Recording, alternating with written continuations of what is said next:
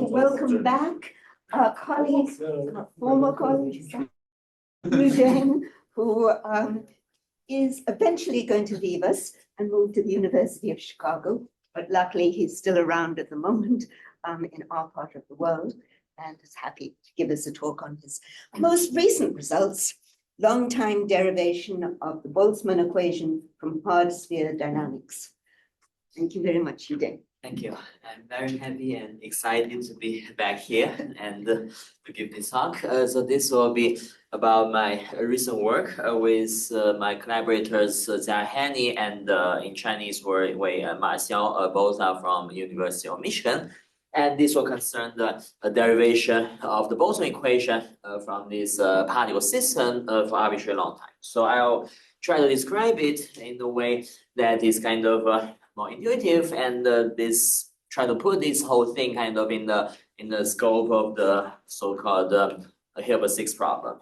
Okay, so we start with with a brief discussion of what is the Hilbert 6 problem. So it was raised by Hilbert in this 1900 kind of lecture at ICM, where he titled it as mathematical treatment of the axioms of physics. Basically, you start with some first principles from physics, and you try to derive the important equations, important systems, that describe the kind of the collective behavior of the system.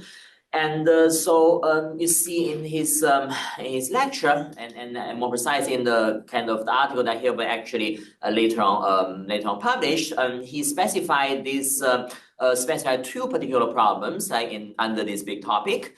So the first one was actually the mathematical foundation of the theory of probability, and this of course has been done in the 1930s to 40s. And today I'm going to talk about this other problem that he specified, which is still open for all this time, and this concerns this derivation of the fluid equation, for example, Euler and Navier-Stokes equations from the so-called first principles. And here the first principle basically means the particle dynamics. Basically, we reveal that our fluids, let's say whether it's a liquid or gas, here we're considering the case of a gas, that is formed by these tiny particles, and the number of particles is so huge, and the equations, basically the evolution of the velocities, densities, and all kinds of things is going to be described by the interaction, by the movement of the particles, and by the interactions between these particles. Okay, so this was started in the work of Boltzmann and earlier Maxwell in the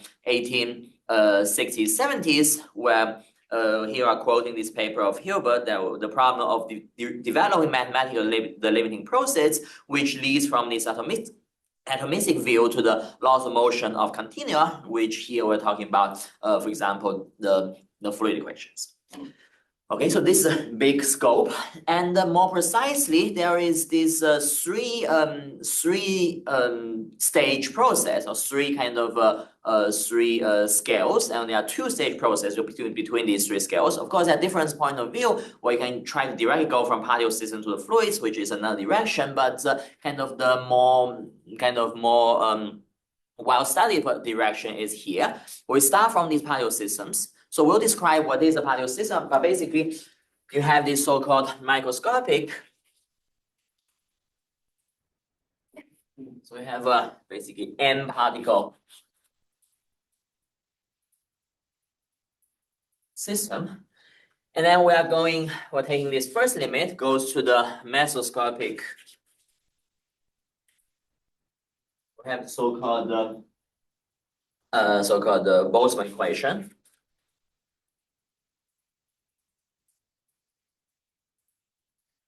And then we have this macroscopic. We have the fluid, like Euler, Navier-Stokes, and other kind of things.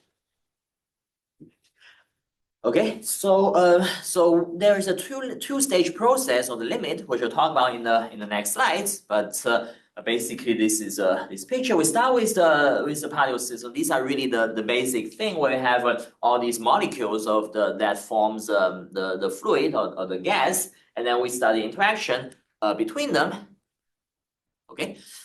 So the first limit is a kinetic limit, where basically the thing is the kind of the degree of freedom is going to infinity. So here this is a kinetic limit.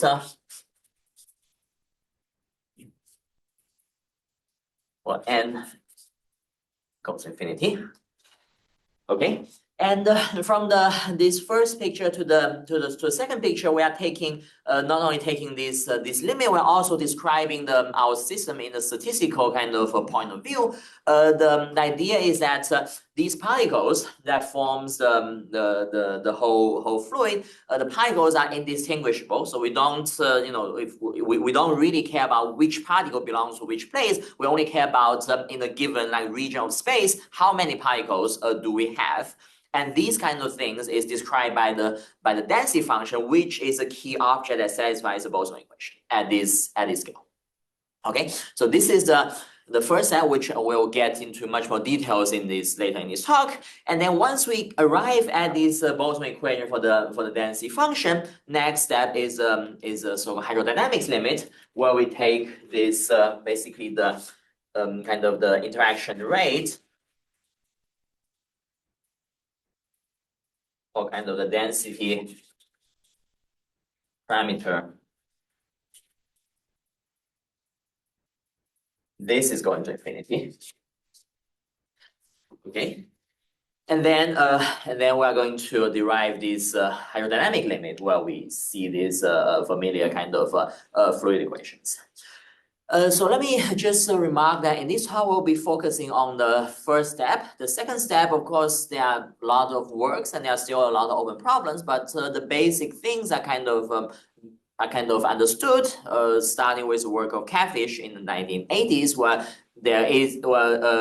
this work kind of develops a way of performing expansion over the Boltzmann equation, such that in the Newton limit, these expansions lead to these Euler and Navier-Stokes equations in the limit. And there's this work of the Marcy Esposito-Lebowitz in 1989 that kind of established the case of strong solutions, and the work of Gauss and Saint Raymond in 2004 that established the case of weak solutions. And basically, and so now we know that for example, suppose we have a solution to this fluid equation, then these can be realized indeed as a Newton limit for Boltzmann equation. So this kind of step is basically kind of well understood at this time. Okay, so now what happens about the first limit? So we start with the particle systems, and we take this limit where the number of particles goes to infinity, and then we look at these density functions, and we expect them to solve the Boltzmann equation. And how do we get that? Okay, so this is a picture.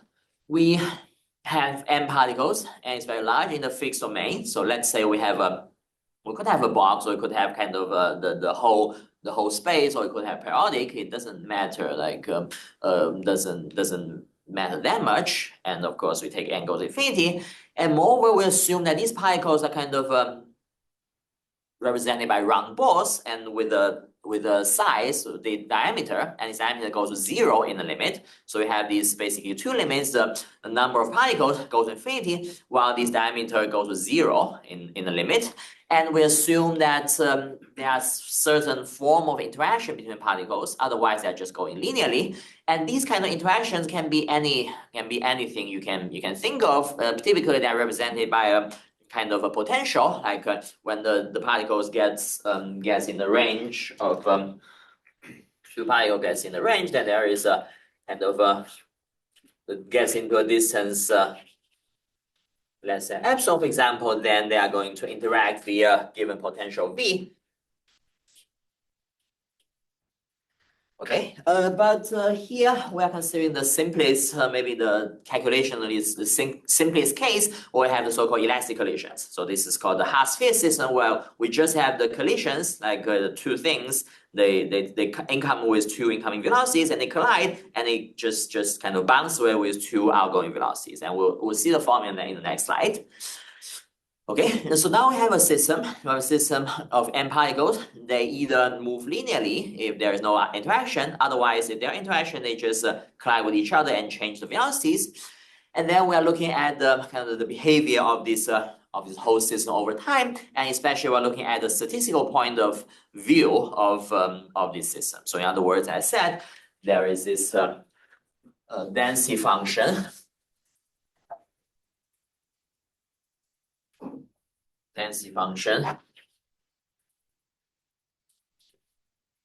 Which is basic object of this problem. So we have F1. So this means that the probability density that at time t, the probability density that the particle exists at the place x and at the velocity v, because the particle is described by its place and velocity. So this is so-called one particle density function. And of course, we have in general, S particle density functions.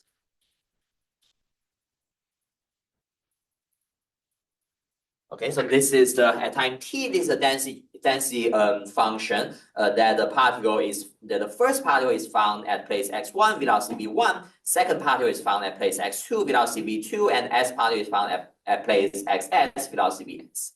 Okay, so these are the basic objects that describe the whole statistical information of the system, and this is the thing that we're going to study kind of in the limit. Okay, so this is a system. So it's just a basic kind of a description of the precise description of this collision system. So when there's no collision, where basically the distance between the particles is bigger than epsilon, they just go linearly.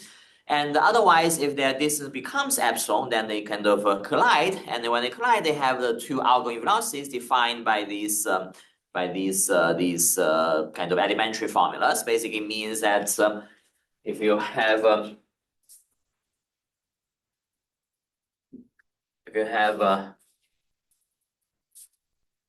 V1, V2, and we have V1 prime. Basically, there is this vector omega that connects the centers of the two particles, and then basically the component of velocity that is parallel to this omega just gets exchanged, while the component of velocity that is orthogonal to the omega does not change at all. Okay, and this leads to this formula. So basically, the spheres are identical. Identical, yes. So with the same mass, same radius. Okay. Yes. Okay, so this is, you can see this is a time reversible and the volume preserving dynamical system, although the limit equation, the Boltzmann equation will derive from this limit is actually time irreversible, as we'll see.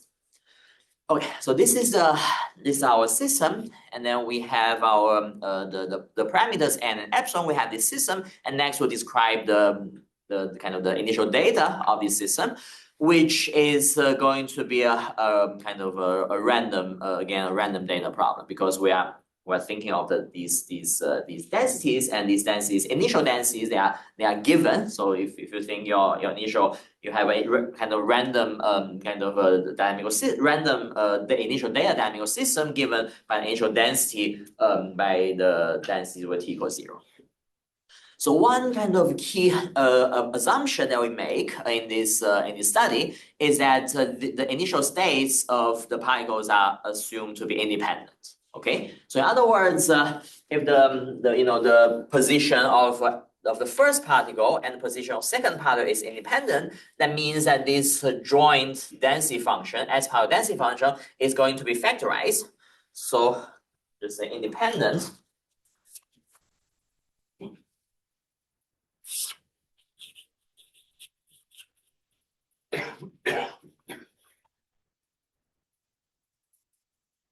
That means there's Fs 0, x1 v1, xs vs is a product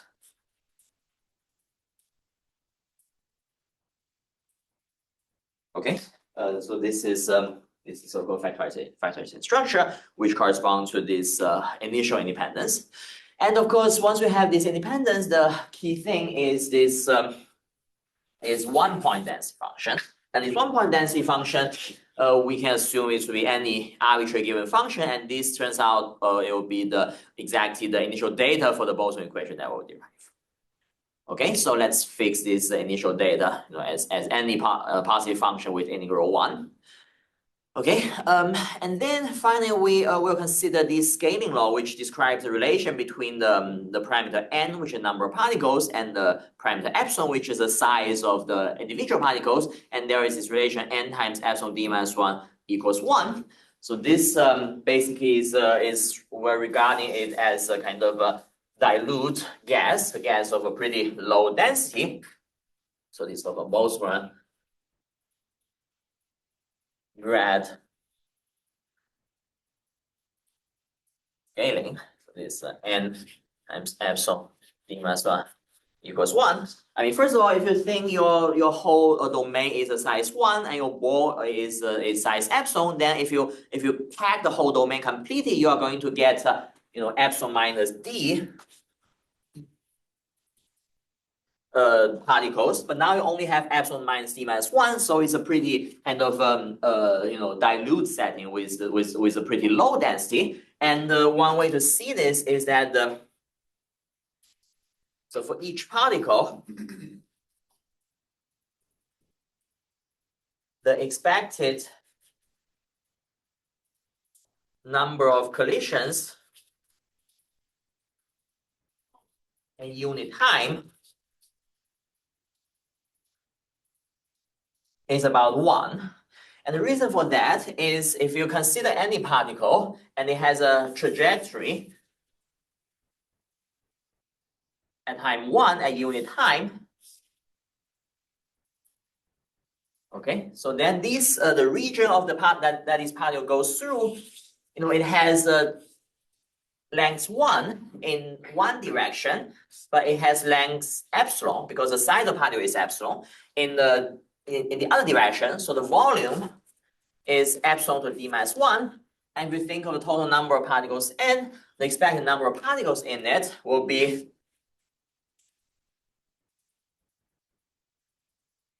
n times epsilon d minus 1, which is about 1 by assumption. So in other words, if you're given a fixed particle, then it's going to have kind of a constant number of collisions in the unit time scale. So it's another way to represent that in this setting, the number of collisions is kind of rare, but just enough so we actually see the effects of collisions via the Boltzmann equation. Why does it degenerate at 1D?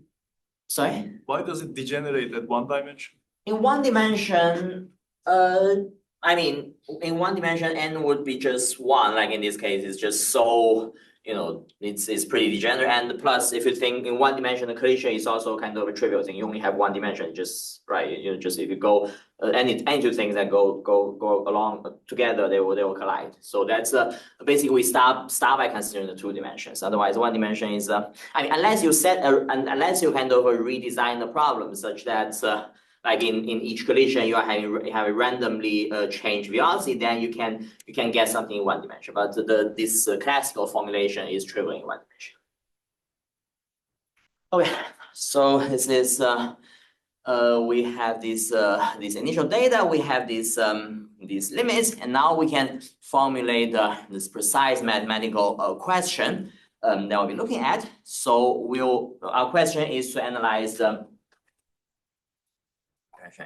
this Fs the x1 v1 at plus Vs. Okay, so one kind of physical intuition is that these independence kind of at time 0, we have this independence between different particles, and so we have this factorization structure of the S particle density functions. So this independence will no longer hold for positive times because we are having collisions. And if we have collision, two particles, once they collide, then their states, their position and velocity will no longer be independent.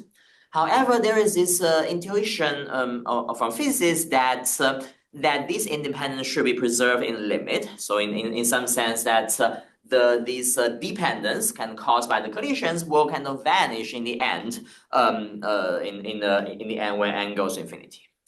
So this is referred to as propagational chaos.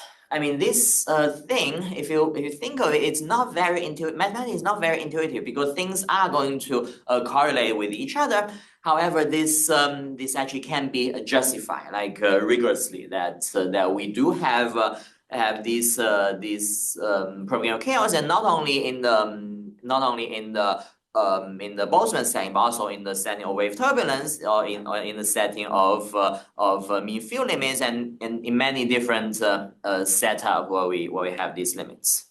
Okay, but of course this is one main object that we'll be looking at. But let's say like this independence and is restored. This is one of the key points that is made in all of these results. Okay, so let's see. I cannot.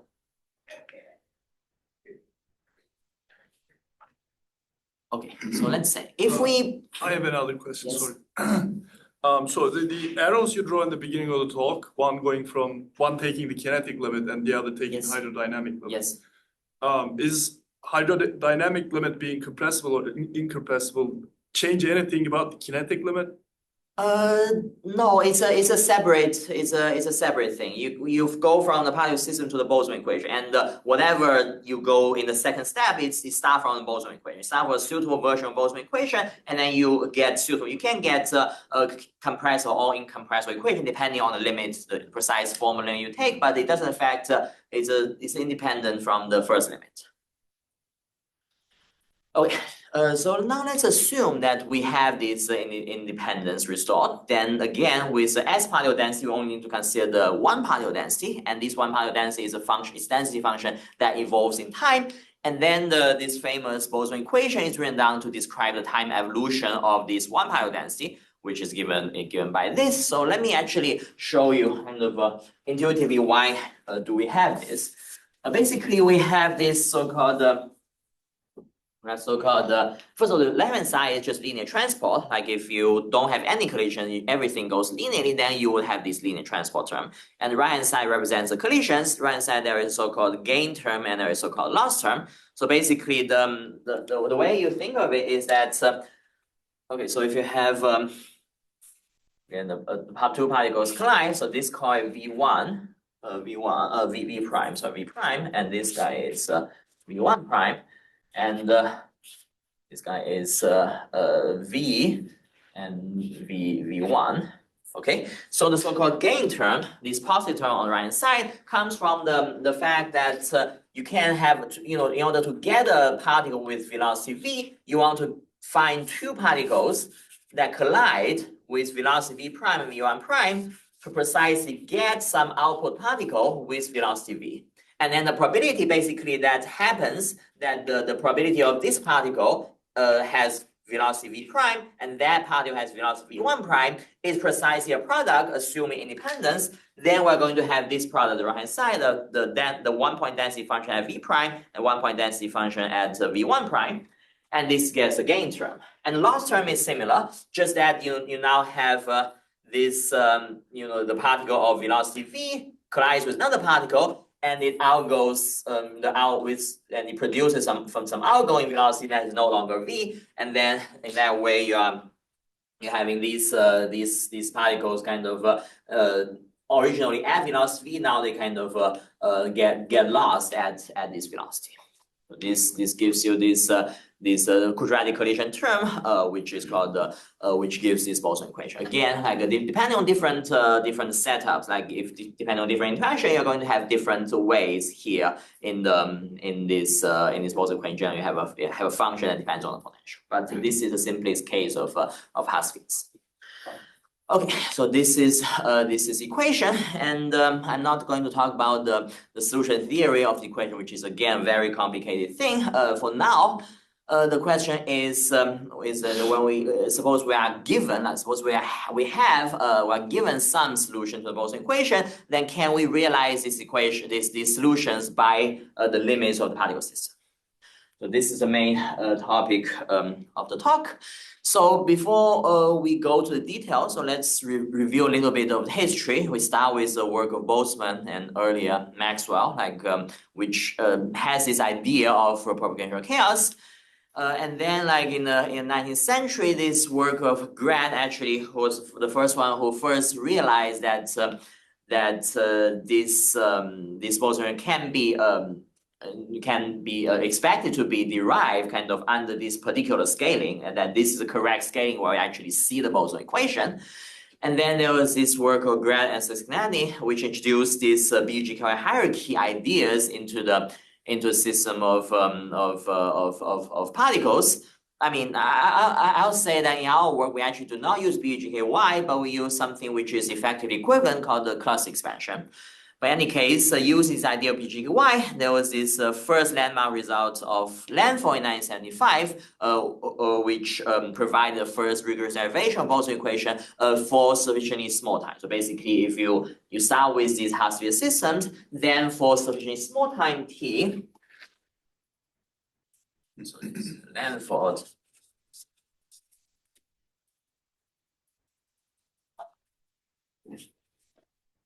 We have the convergence, the limit, for example, the Fs is Z1, Cs, it does converge the product J, F, T, so we call it Z, Vj, well, Zj is J, Vj. Okay, so I explain why we are restricting to the sufficient small time here and why these have been assumed for all the previous works, but okay. So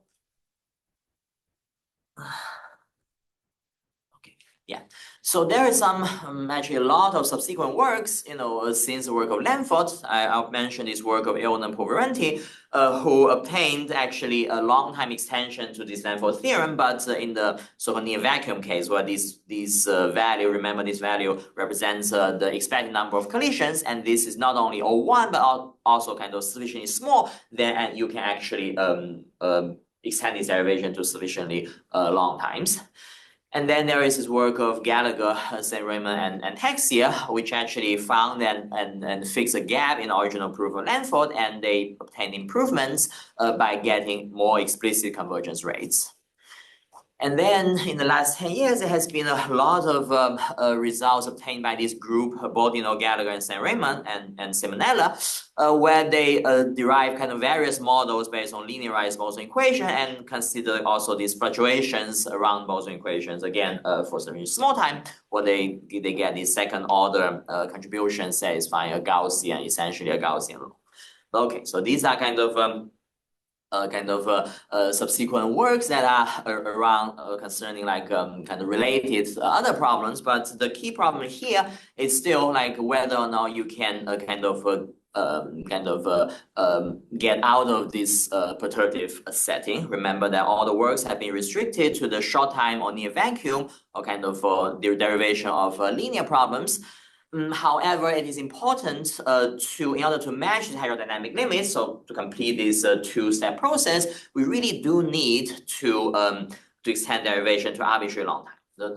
The way to see it is that, for example, we can do a rescaling. That so if you have the n, so this number, let's call it alpha. This is 1, and kind of long time is basically corresponds to the case where alpha is much bigger than 1 times 1. Okay, so basically, like all the previous work have been assuming either the time is small or kind of alpha is small, but really remember, like in the second limit, we're going to take this collision rate to go to infinity. So we are going to take alpha going to infinity. Of course, by rescaling, we can also equivalently say that we keep alpha equals 1, but let time go to infinity.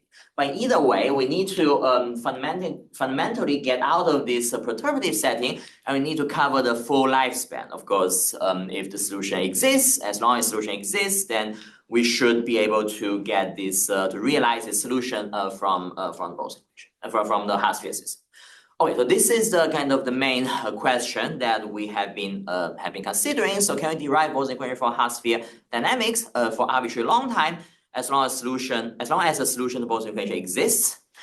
And this is will answer this question positively in our main theorem. So before that, let me just briefly discuss another thing that is actually closely related to this problem. I would say completely kind of parallel to this problem derivation of Boltzmann equation, which is a derivation of wave kinetic equation in wave turbulence. And this is something I've been working on for the last 5 years, and this is basically a complete kind of a counterpart of the particle system. So basically, instead of the interacting particles, we're considering interacting waves, and these interacting waves are described in terms of some equation. So for example, a nonlinear Schrodinger equation. So how do you understand this? Let me choose a simple setting, which is a homogeneous setting. Then basically you see that you have a box of size L, where L goes infinity. And then if you think of the Fourier modes in these boxes, you are going to get these Fourier modes. And this distance here is 1 over L. And of course, let's say the whole range is O of 1. Okay, the number of Fourier modes is L to D, which correspond to number n, in the Boltzmann picture. And then these modes, they are interacting against each other by this nonlinearity. Let's say you can replace it by any nonlinear dispersive equation, but let's say we take the Schrodinger equation. And then you can do the same thing, literally the same thing, in the wave setting. You now have different Fourier modes, and then the initial states of different Fourier modes are assumed to be independent. And then you're going to have this propagational chaos, and then you have this the correlation of multiple modes is going to be described by the correlation of single mode, which is going to satisfy an effective equation, kinetic equation, which here is given by the wave kinetic equation. So you can see this form of wave kinetic equation is almost identical with the Boltzmann equation, except that on the right hand side you have a cubic integral, cubic nonlinearity instead of a quadratic nonlinearity. Okay, but in any case, these two problems are kind of in complete parallel with each other. That's from the setup of the problem to the final equation they'll derive. Okay, so here let me mention that in last year we have been able to prove these results, corresponding result in wave turbulence. That's again we derive this wave kinetic equation for all times as long as the solution exists from microscopic system, which is given by this nonlinear Schrodinger equation. And it turns out that the proof in these two cases, the proof of this wave case and the proof of our main theorem in the particle case, is conceptually extremely similar, and ideas and framework is actually almost the same, despite there are also kind of technical differences. Okay, so before we get to the actual proof, is there any questions or any comments? Okay. So we get to the proof. We'll have maybe 15 minutes, so okay. So see this is our main theorem. So for any n-dimensional d bigger than 2, again the system is kind of trivial in 1D, and then assume this Boltzmann scaling law. Then for any fixed the particle number s, and for any time where the solution to the Boltzmann equation exists, and again the time can be arbitrarily large, and the solution to the Boltzmann equation can be arbitrarily large, then in the limit we always have this, again, the thing we wrote there, the joint density that from the positive system is approximated by the tensor product of these one variable function, which is given by the solution to the Boltzmann equation in the L1 node. Okay, so this limit is essentially the optimal, as this thing, it turns out, is converging to 0 in L1, but it doesn't converge to 0 in L infinity. L1 in T, X, and V. Sorry, L1 in X and V, not in T. T is fixed. T is fixed. Okay. So you think, what's the solution, when you say solution to Boltzmann equation, what kind of, in Yeah. what sense? Okay, so a solution, I mean, in some pseudo space, but we have our space is basically some space exponential weight in V, e to the power V square, and L1 in X and V. But we believe that this essentially, as long as you have like a solution that is in the local outpost space, it should work. But certainly we cannot support weak solutions, because weak solutions, if they are not unique, you cannot say it's a limit. So here you are assuming the solution. This is just a unique strong solution, yeah. Thank you. Okay, so a few comments. So this implies also this the convergence of observables, like you think of this average of a given any function h, this average of this h and the particles converge to the kind of the average of h in the sense you are expecting. And then this is our main theorem is stated for the whole space case. The parallel case should be, we expect it to be just require kind of minor modification to one of the sections, and we'll do this in the subsequent work. And finally, that if the solution, if solution has a singularity, then we, of course, our theorem is valid up to time of singularity. On the other hand, if a solution exists for all time, then actually we can extend the validity of our theorem to cover not only for any fixed time t, but also for the time that goes to infinity and all the way up to a double log of n. So this is, of course, maybe not optimal, but this is something that we can get that goes to infinity. Okay, so now let's discuss the proof a little bit. Okay, so this I'll skip, but okay. Okay, so let me first explain like why all the previous works have been restricted to the case of kind of perturbative setting. And the reason is that all the previous works have been relying on two particular expansions. So there is this expansion of microscopic system,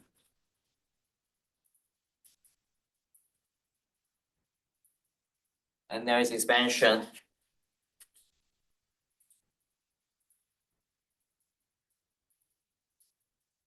and equation. Basically, the idea is if you go from 0 to a time t, okay, then if you look at the whatever density you are you have at time t, then this density is going to be determined by the whatever collisions that happens between time 0 and t. So because we're talking about collisions, so let's say we have a collision like this, and there is another collision like this, and there is another collision like this, and so on. Okay, so you have these kind of collision diagrams. And basically, your density is going to be power series of expansion series of terms, where each term is given by this diagram. Okay, then these you're going to match. You're going to have this series, and then you are going to isolate the so-called leading series, which corresponds to a series that we'll see that with no recursions. But this leading series is going to match term by term with the expansion of kinetic equation. And then those non-leading terms were going to a 0 in the limit. So this is what people have been doing, in all the earlier works. And here you see a prerequisite for this argument to work is that this expansion must be a convergent expansion, and you must stay within the radius convergence of the. Basically, you want the F, solution to Boltzmann, Ft is a sum of Fkt, where this Fkt is a homogeneous of degree k. Okay, this is essentially a power series expansion, and this power series expansion has to converge in order for this argument to work at all. Okay, and so what happens if you go beyond the radial convergence such that this series expansion no longer converges? Now what do you do? So a natural idea is that if you, now your time is very large, so you're looking at essentially, instead of this picture, you have 0 per big time t, but then you can always divide your big time t into kind of small, into layers of small times. So we have this, we have this. So this is tau, let's say this is L minus 1 tau, this is L tau. Divide this into many kind of small layers or intervals. Of course, the number of layers is big, but this won't matter. And then as long as the length of each layer is sufficiently small, then we can say within each layer, we can do the Taylor expansion. That your solution to the Boltzmann equation at this time or at any time in this layer is going to be expanded as a power series of the data at this initial time of the layer. Okay, so this suggests that we have this expansion like going from each time to the next time. This suggests that we can try to do an inductive proof, like go from 0 to tau and tau 2 tau and 2 tau 3 tau and so on, and kind of do the same thing as a short time theory. However, there is one key difference, namely at time 0 you have exact independence. 0 we have exact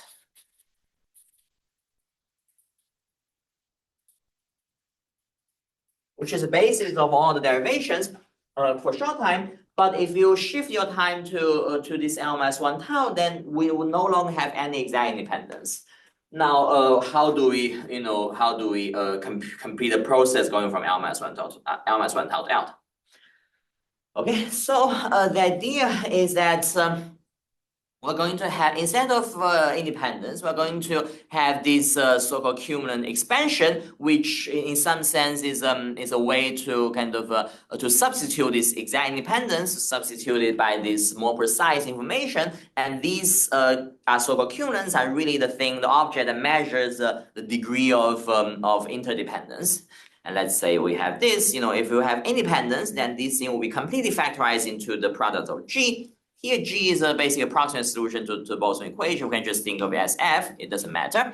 But now the point is that we just have a subset of H instead of the whole, only those particles not in H can be factorized, and those particles in H will not be factorized, and they will be written in, they will be kind of the information we contain in this particular function, which are called the cumulants. Okay, so basically we, instead of exact factorization, we expecting to have this partial factorization plus its cumulants. And of course, the most important thing about the analysis is to study the properties of these cumulants. Okay, so here we have exact independence, but here we have the partial partial factorization.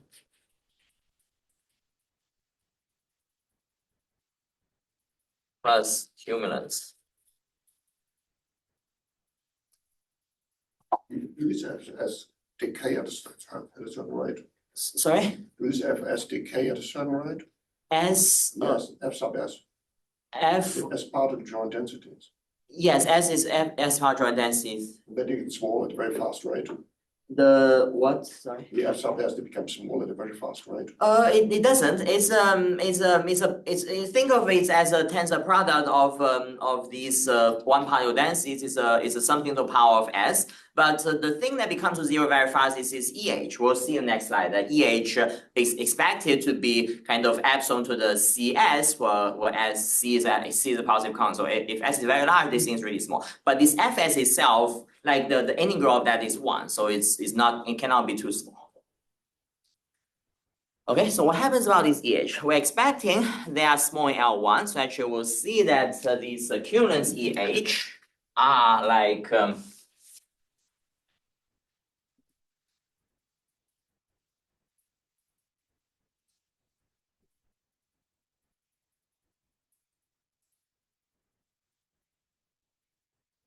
well, C is a positive constant. Well, remember epsilon is our main parameter that goes to 0.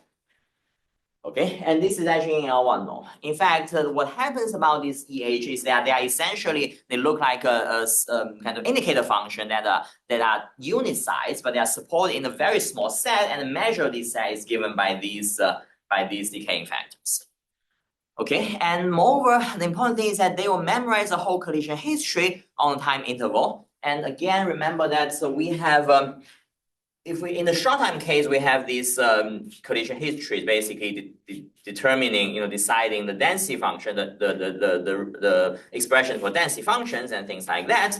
Okay, and then in the general picture we have multiple layers, and then we're going to have a multiple layered collision history. Like you are going to have these collision. This represents one collision. This represents another. They're going to collide again. And then some of these particles is going to enter into the previous layer, actually by cumulants.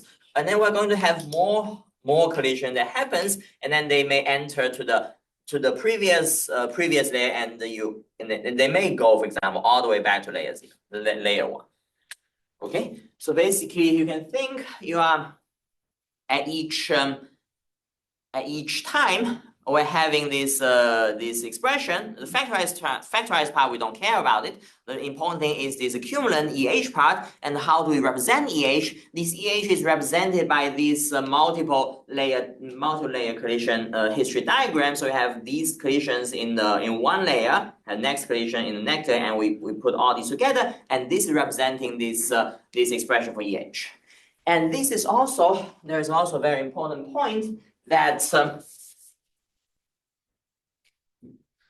this provides an interpretation of the irreversibility of Boltzmann equation. What part of the dynamics is irreversible? We start with the reversible dynamics, and how are we going to derive a time irreversible equation, which is Boltzmann? The point is that at time, let's say L tau, this EH is represented by kind of diagrams that span over all intervals up to 0, from 0 to L tau. And this structure gets more and more complicated when L gets large. When L is 0, there is no cumulant, everything is 0. When L is 1, so we have this single layer diagrams. When L gets larger and larger, we're getting more and more complicated diagrams. And this is kind of the source of irreversibility.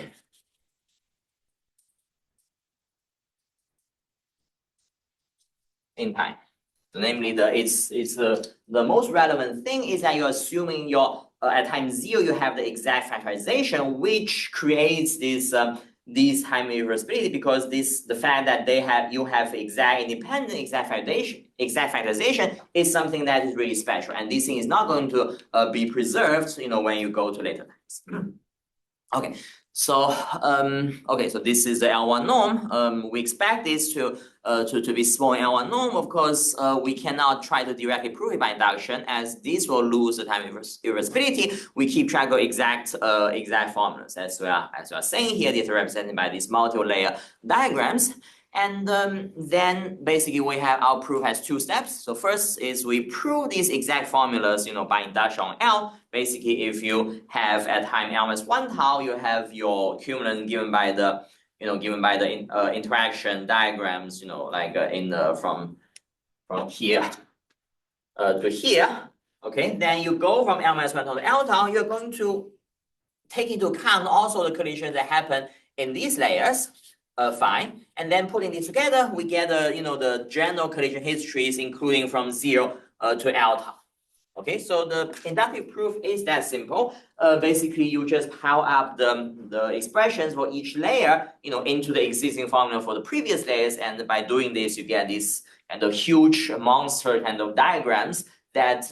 But almost trivial, that they represent the actual cumulants that happens in time L. So this is the first part of the proof, and the second part is we really need to analyze all these kind of monster like diagrams, which has kind of huge combinatorial complexity, and then we need to prove that you see these are expressions. So CH1 is collision history in layer 1, and CHL is collision history in layer L, and we have a huge integral expression associated with this. And then we really need to prove that these objects are indeed small in L1, which leads to all these combinatorial discussions that we make in our paper. I'll only show some of them. So basically, these can be represented by these molecules as you see here. These are kind of natural representations of diagrams. For example, there is a red one represents the trajectory of particle. It first collides with the green, and then collides with the blue, and then collides with the green again. So things like that. So basically, for each such diagrams, you're going to have associated integral, and you need to bound this integral kind of in a pseudo way, and more precisely, we're expecting to have. Sorry, we'll skip this. Okay, so this. So basically. Okay, so we assume that okay, so this is a kind of we have a finite many layers, and there is something about recreation number which I'll skip. But essentially, basically, the thing is that the probability that a certain diagram happens is less than an exponentially small factor in terms of the rho, where the rho is number of recollisions. Basically, recollisions is the number of collisions minus number of particles involved in this collision. For example, if you have 100 particles, then you're going to have a 99 collisions to put these connect these particles together. But if you have 200 collisions, then these 101 collisions will be called recollision, and they actually contribute to this smallness of the probability. And there is a kind of a subsequent thing which we'll skip. And if we have a few more minutes, so let me just briefly explain like how do we get such L1 bound, and this actually depends on a kind of a particular, combinatorial algorithm, which is called the cutting algorithm. So basically, we have a big diagram. We're going to divide it into a kind of a units or small units or building blocks. So let's say we have arbitrary. So that is, we have this and okay. So the idea is that we're going to divide this huge diagram into these so-called building blocks. So here, this is one building block, and this is one. And for example, this is one. And each building block actually it contains either one kind of collisions or kind of two collisions. And it turns out that for this huge diagram, we have a big integral associated with this huge diagram. We can decompose these integrals into iterated integrals, and when each part of the iterated integral precisely concerns one of these basic structures. Of course, it's very subtle. How do we choose these structures? How do we define these structures? But okay, suppose there is a way of doing this. Then basically, we'll have a good way to estimate, each individual integral in this iterated integral. And if we can make sure that in each individual integral we're gaining a power of epsilon, then putting together we'll be able to gain a power of epsilon that we expected in this theorem. Okay, so this leads to the idea of cutting. You can think that the idea is we kind of cut this molecule, this diagram into smaller diagrams until we get these each individual diagram containing one or two collisions. Okay, and of course the important thing is how do you do the cutting, and this relies on the so-called cutting algorithm. And it turns out that the main building blocks we have either have a particle has a structure of one collision or structure of two collisions. And it turns out this is so-called a normal object, and this is a good object. And our kind of main lemma, in our combinatorial part of the proof is that there always exists for all the kind of molecules we encounter in our paper. There always exists a sufficiently good algorithm that guarantees we have sufficiently many such good components. So there are so-called free and fixed ends, which I didn't have time to explain. It also occurs here, but okay. So but essentially you're aiming at finding these particular particular good objects, and this is guaranteed. So there is this a combinatorial algorithm which I cannot explain, but that eventually guarantees that we do have sufficiently many kind of a good we can decompose our molecule into the sufficiently many good molecules, and each good molecule is going to give us a particular power gain, and putting together we are going to get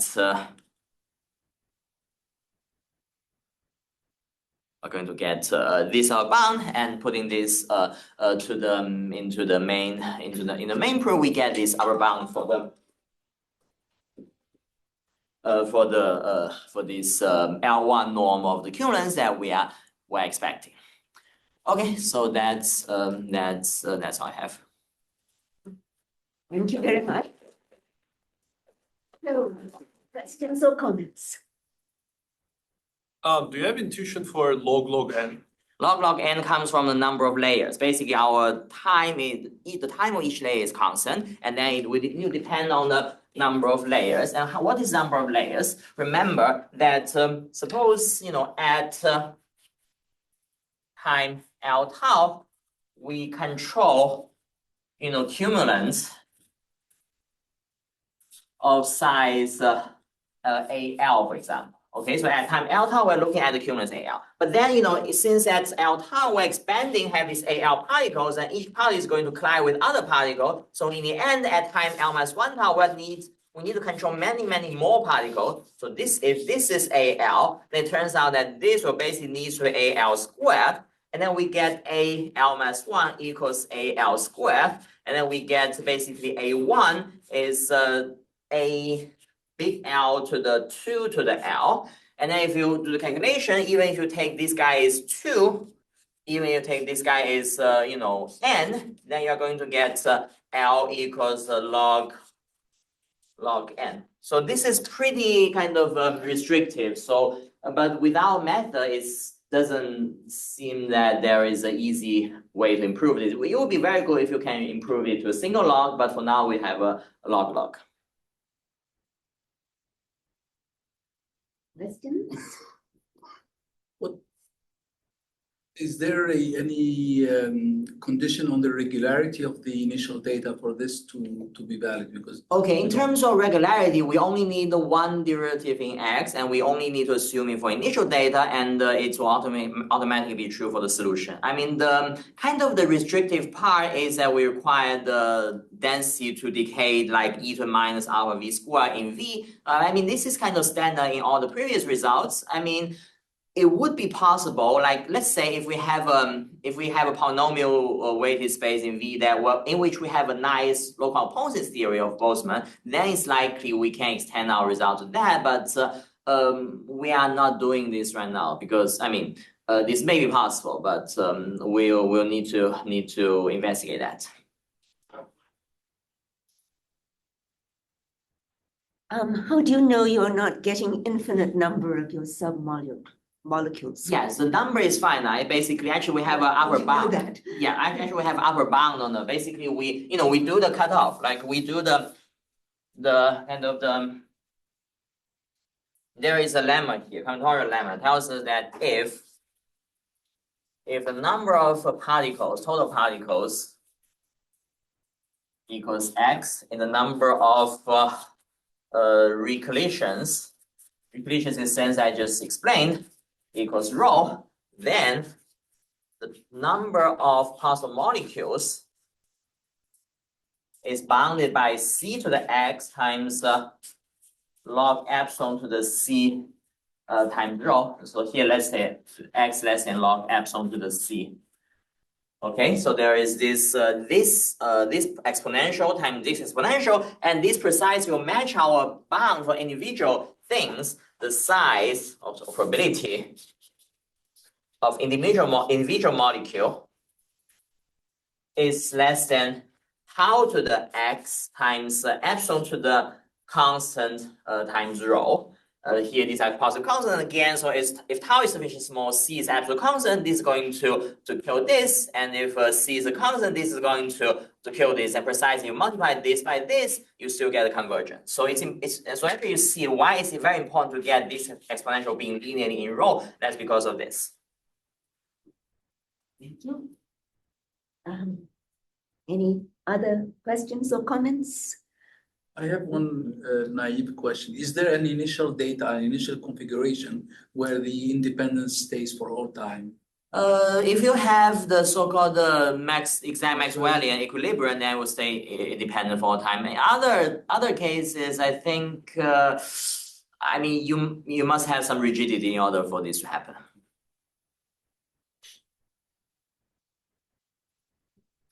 Let's thank you, Deng, again for a beautiful talk.